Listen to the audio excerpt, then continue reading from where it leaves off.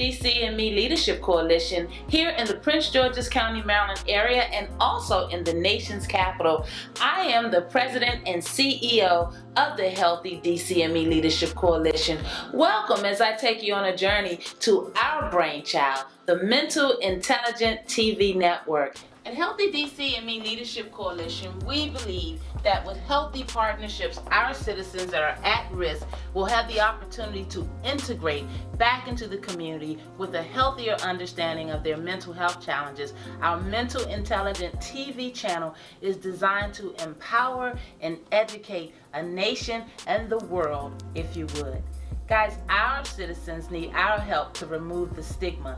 Here at Healthy DCME Leadership Coalition, our youth have the opportunity to benefit from our partners with our veteran organizations, our small business communities.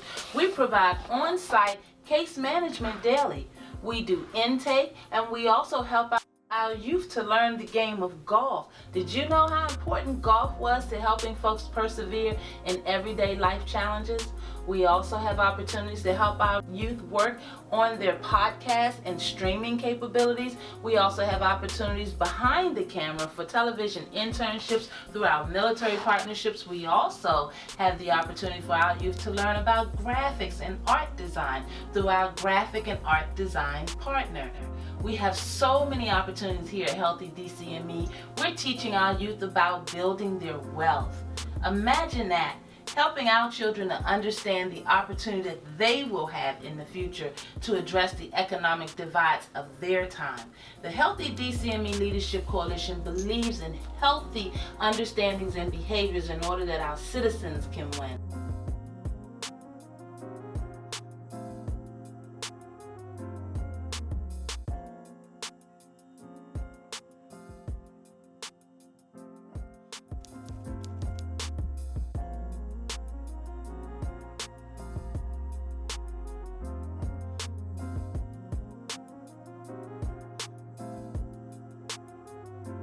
The stigma surrounding mental health is real. Here in the nation's capital and surrounding, we want to mindfully make a difference daily in the lives of so many citizens that are struggling. Join our network, become an angel donor, help to support a family in need. Our partnerships with the small business community and the military community makes our work possible, and we are so excited to welcome you. Join us Fridays, 7 p.m. for the Mental Intelligent TV Network. You'll be glad you did.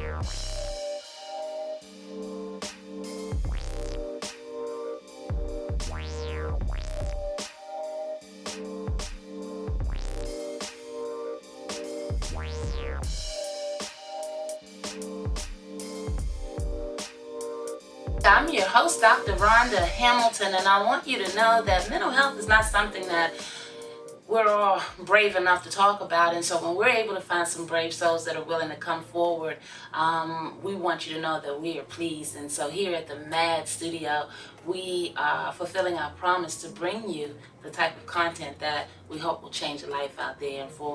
And in honor of this beautiful Father's Day and for Juneteenth, we are breaking down the stereotypes. Our soldiers will talk about their mental health because they do know the importance of protecting and saving our babies.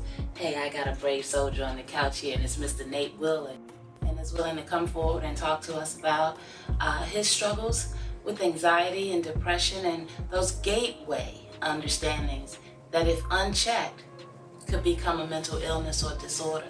Thanks so much for doing this. No problem at all. You know, our soldiers out there, I know we're going to touch a life, and we do this to touch a life. One life at a time, we're going to change this narrative in this conversation. We say mental health matters, and the biggest thing is we always point out that there are levels to this, Nate, right? And so I'm always curious with my soldiers, for you, when your mental health, when you realize that your anxiety or your depression was really just beyond what we call satisfactory or the norm. Where were you? Can you take us back to that time and what you must have been feeling?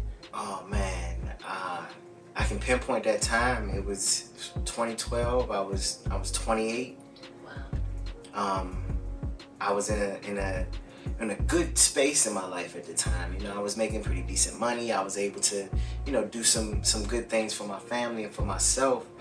And it just got to a point, I don't know, it was just out of nowhere, honestly. You know, it out of nowhere. It was one morning I'm supposed to get up and go to work, and my body just completely disagreed with me. Wow. And when you say that, are you speaking in the physical or Like, the mental sense? Physically disagreed, and was just like, you're not gonna get up out of the bed today. And so I'm laying there and I'm just like, okay, let's get up. You know, I'm telling myself literally get up, and I just don't. I don't get up, and it starts to really get to me, and so I literally start to cry, like, wow. and I'm in my bed and I'm just like, what is going on? I'm literally crying, trying to get up, and I can't really get up. Started yelling and screaming and just like kind of ripped up my room.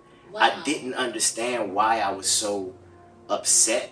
I didn't understand why I didn't want to get up, because I had everything to get up for. Wow. I had all the good things to get up for. And prior to that, like just a day before that, was it a normal day? I'm good. And that's literally how my mental health and my issues occur. They just pop in and pop out. I could be good right now, and 15, 20 minutes later, something can trigger something that will spin me and can take me into a place. And so without therapy, without you know, a great support system, people to talk to, without, you know, those things in place, I really can spiral into like really dark places. And I'm honestly just coming out of a dark place, you know what I mean? Wow. About this mental health having levels and the hereditary nature of it. How's your relationship with your dad and your mom? And as far back as you can imagine, how is that mental health in your family? Was it something that was visible? Was it something that you looked into after you discovered yours? How was that dynamic in your family? Was it even relevant? Yeah, it definitely was relevant. It was relevant in my life. Early on, I have family members that do have, like, on my mom's side, I have people that actually do have like schizophrenia and you know, Bipolar serious or something bipolar like, situations. I have really some people in my immediate family that suffer from that. So I saw it, but I never thought it would be anything that would bother me. And you know, my dad passed when I was 8, so I didn't really get a chance to get a full grasp of who my dad was. My mom is a very like she's a very religious woman, and she's very strict on what she does and how she does things. So her reliance is on God, and that is a pure level of respect that I can't even begin to imagine to even talk about right now. Like, so her thought process on it is different. It's like there's a master therapist and that therapist, you know what I mean? Like, well, that's fair. Yeah, that's and fair, and that's safe. You can't be mad at the way she approaches that, because the way she leads her life, it shows that prayer and shows that things, when you put God first, makes it into, it puts things in place. Yeah, it puts things in place for you. So my mom is a very great example of just having faith and focusing on God's word. That's awesome. And so with her and I, we've definitely had a lot of conversations about it and talking about it, especially once I really got diagnosed. It was like, okay, whatever you need to do to stay healthy, do it. Whatever you need to do, whatever I can do, like, she was always and still is always going to be available and, you know, ready to help me with anything that I need. That's so awesome. That support system, like I said, like I have my sisters. I got 2 sisters. I'm the youngest, so I got an older sister and a middle sister, and so then I'm the youngest. So they fully support me, and I got a lot of friends and uncles and family. You know, it's just like, it's amazing how, you know, supportive they really are. Like when I would say probably about a year or 2 back, I went into a dark place. I was getting ready to ask you, have those relationships ever been challenged as a result of you maybe not winning your battle? Absolutely. People have showed up at my door. People have cussed me out via, you know, voicemails like, Nate, I'm not playing with you. Like, what are you doing, bro? Like, I don't know. Why are you not answering your phone? I'm about to pull up on your house. Like, what's up? Like, people are really like, they showed me that they cared. And even in that, with the issues that you have mentally, you can't even see the love. That's a good point. And it really hurts people. And sometimes you can destroy a relationship and it can never be repaired because of something that you've done in a state that you really couldn't control. That is so true, and that is so real. Yeah, so it sucks. Because sometimes, I mean, there are casualties in this mental health situation that sometimes people don't have the understanding or the empathy to say, like, man, he was going through something, and even though I don't understand it, you know, it's cool, but he could have answered the phone. Oh, he want to ignore me? Oh, I bet. Don't even worry about it. I'm good. I don't need, if he does call, I'm not answering that because he keep playing, so. You said a mouthful. Yeah. There are casualties with this mental health. Now, in honor of our beautiful soldiers and their walk, we are bringing forward our Moving Men series because we know we've had some beautiful souls out there, and this mental health can be really damaging when we don't understand. And so I want you to join me in applauding a beautiful soul that's brave enough to sit on the couch with me and talk about his mental health. And by mental health, I want you to understand that there are levels to this, guys, and understand that we do this programming just so you can begin to become better educated. Nate Wheeler, thank you so much again. And I was just wondering, you're such a beautiful soul, and I know you to be a father, and you've shared that with us already.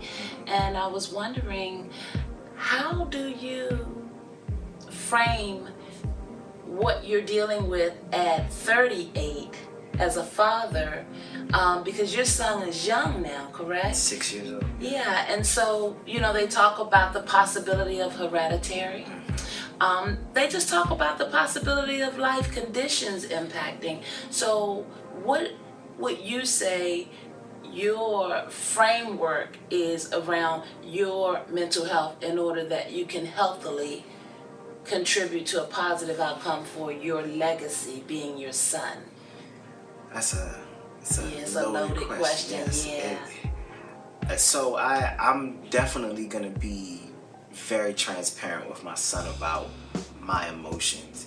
I don't know when exactly, because I want him to really be able to understand, like, I mean, but actually he's 6 and he's very, very intuitive and very smart. So I could do it, you know, now, but I want to give him a little bit more time to feel out the world and understand things. But I do want to be transparent with him about me having a chemical imbalance, me having an issue sometimes with my emotions. And so that he can be aware and understanding that sometimes dad's not okay. And I gotta be okay with dad not being okay, because that's something that he can't necessarily always control. Exactly. You know? Do you think it's important in our society that you as a father properly and responsibly dealing with your mental health? Do you think it's important that you introduce a conversation to your son? And why do you think it's necessary? Because you have to, from a father to a son, you guys are. I mean, you guys got to be close, and there shouldn't really be. To me, there shouldn't be, that many secrets or anything that you're really keeping away from your son. You know what I mean? You should express to him things just like you would expect him to, express things to you. So that's how I want to approach my relationship with my son. I want it to be one of those things where he can tell me anything and I can tell him anything without judgment, and we both can, be able to have that safe space together. So I definitely want and see that it's very important for us to just have that transparency between the two of us, because it's very important, because he may be feeling things and not understand it, and the fact that I can tell him earlier on in his life that, hey, sometimes you're going to feel things you don't understand, and when you don't understand them, don't be afraid to ask questions about it, and don't internalize it, because when you internalize it, it starts to fester and grow into something that, if untreated or or ignored, it can get bigger, and you wouldn't know how to handle it. You fly off the handle one day and hit somebody, or yell and scream and spaz out, and then you're like, I don't know what. I just think you're so awesome, and I just want you to know that. Thank you. Because I think that everything that we hope to change in our communities have to start at home. And this mental health subject is something that's so taboo. So thank you. Yeah. Our babies should hear it from home. Thank you.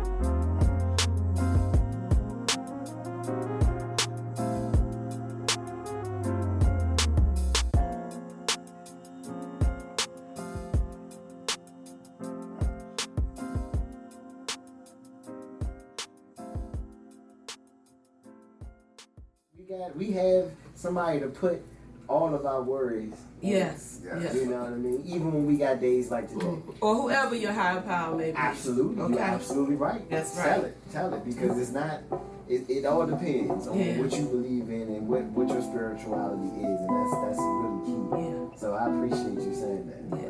And I appreciate all of y'all being here. Thank Again, you. with all this craziness. It's a pleasure. Okay, I know you had a wild day today, Miss. Oh my goodness. You hear the storm. And it was a storm with a sun. Well, I felt like jumping out my car and just breaking up stuff. It was just crazy. Like things just coming out of nowhere. Yeah. Phone calls over stupid stuff. People having attitudes for no reason. You know, I'm like, go get you some or something. You know, I mean, that's just whatever it takes to get you through. Whatever it takes to get you through, but just get the hell off my car right now. I don't need this. So how do you handle that though? How do you handle the anxious moments in your life? It depends on where I am emotionally. You know, sometimes I just have to be quiet. And sometimes I'm just gonna say it like it is and keep it real with me. And then sometimes I have to listen to music or sing. Sometimes I have to grab me just a glass of wine and just look outside and, you know, and sometimes just gotta take that walk or sometimes just shut it down, period. And just be like almost like at a numb point because I know my triggers. And when you know your triggers, then you know how to manage. Okay, how I feel. The anxiousness, the triggers. Okay, for me, I'm gonna get this out the way first. For me today, I have anxiety issues and triggers, and I handle mine because today I have self-care, self-love, self-work.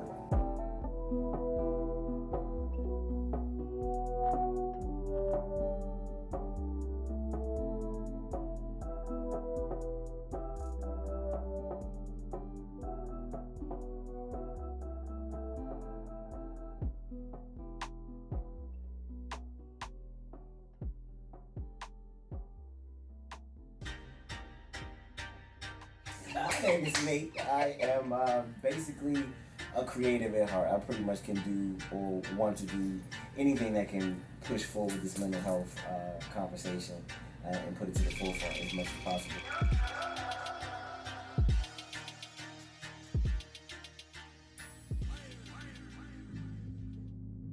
I tell everyone, suicide is a permanent solution to a temporary situation.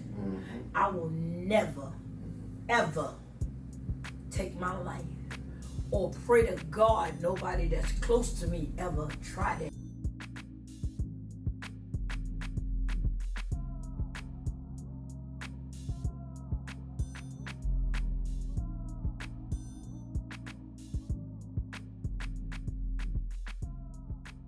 Mental health is real. I don't care what level you are in life, mental health is real.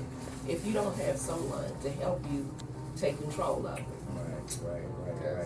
I think understanding when you need to go to the hospital is also another situation. Yeah. Like being able to, like you said, recognize that you're having an issue is always one of the things that I've been trying to pride myself on, is knowing when I'm about to have something, because I know I've gone through the same thing. I haven't spoken on my thought process or my trauma that I've gone through, but I've been diagnosed being bipolar, so I go through these highs and these extreme lows, and it's just one of those things where I have to know when a low is on the way. I gotta know when I'm on the roller coaster and you start to look down and you see that this is about to be a slope. And once you know that, once you know how to maneuver around it, when you know how to hold your breath a certain way when you're going down that roller coaster to take it, it's one of those things that I want the world to really know, like how to stop yourself from going into a spiral. And the fact that you have that awareness to say, oh yeah, man, I need to go to the doctor, or I need to go to the hospital, I need to go do this, that, and the third to check on yourself. Like, that's important. I really want people to realize that that's one of the most important things you can do, is just know when to say I need to go or I need to stop. And don't be ashamed of it. You know, society has made it seem like if you have mental health, that is something to be shamed, and it's not. Some of the most brightest people in the world have serious mental health issues. When it becomes dangerous is when you don't deal with it. Yes. And so I'm here to tell you, I don't care what walk of life you in, if you get a signal or even think it, seek help. One thing I feel that, especially us as a society and especially us as Black people, we have been traumatized just from the 400 years of things, from slavery to civil rights and things that we've been through and continue to go through. Right. Okay, even within our own community, Yeah. that's trauma. Say that one again, in our own community. In our own community, that is trauma, and we have to recognize, just like Sister Energy said, everybody's got it. Yeah. Everybody has it. Accountability is so important. Like, you can't not look in the mirror and see that it was you. It was something that you did. So now you need to really figure out, how do you fix that? You know what I'm saying? People, I was just talking to somebody about just the process of life. Like, life is a process, and you have to be in love with the process. If you're not in love with the process, then you're not going to take the proper you're not gonna make the right moves. You're gonna be like, okay, well, I hate this, so I'm gonna sit in the house for the rest of the day. I'm gonna sit in the house for the rest of the month. I'm not gonna go out. I'm not gonna do this. I'm not gonna pursue my goals. You gotta be in love with the struggle. Okay. For me, so I know where I've been. I know where I don't want to go back to. And my salvation today is not worth me to lose it for something like this. And if you can understand self-love, self-worth, and self-care are the most important things that I have today, and my mindset for me is so great and bigger than anything, and my God I serve, you can imagine. So if you come to me and say, B, I'm a hey, guns down. Guns down. My pen is my mighty sword today. My pen is that 8.9. My pen is that AR-15 with the scope.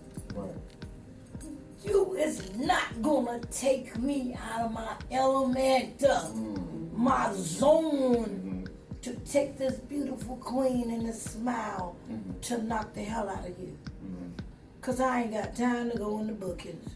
I ain't got time to go process. I ain't got time for you to fingerprint me. Right, I got you. I ain't got time to go in front of the commissioner. I ain't got time to give you my bail money. I ain't got time to wait for the pool papers coming to mail. I get it. I ain't got time for that no more. So your journaling is what? I ain't got time for that. So today I absorb it. I think today. Normally I would just react. Okay, I don't do a lot of talking. For one, I don't do a lot. I'm talking now. I talks. Yeah. But today I don't do a lot of talking. Look, whatever, talk, get it off your chest. As long as you don't touch me, we good. Just leave me alone. Because September the 17th last year was a big test for me. I almost went back to some place I didn't want to go. Because I had lost somebody and they were being funeralized. And a girl touched me and took me to a place that I didn't want to. I had to suck it up. Because I had to beat the hell out of her. The day we was funeralizing my mother-in-law. But then I had to think, Angie, this is the day you funeralize your mama. You're supposed to be doing a repast. But you allow a person that wants to sabotage you. You are a thinker. You should have thought first.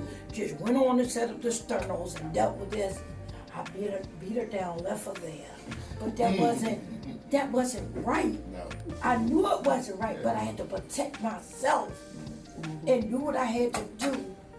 Then I had to go to God. God had to convict me and punish me. He had to convict me, and I had to say, was it worth it? Because it could have been 2 people lost that day. I could have went back to prison that day.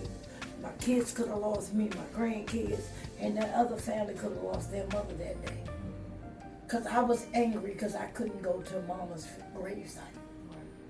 Do you understand? So the mental health piece in me, and I had to sit back and think, and then I had to remove myself for a while, and I had to sit back, and then with my therapist, I had to put a piece of paper.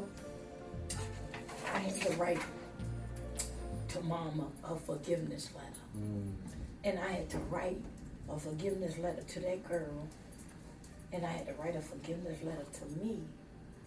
And I had to write it to everybody that plucked my nerves. And I had to, no, listen. That's a really good Everybody that got on my nerves last year, this year, forgiveness letters. And I had to let it go. I had to release it. I had to release that stuff. Well, we're talking about forgiveness. Yeah.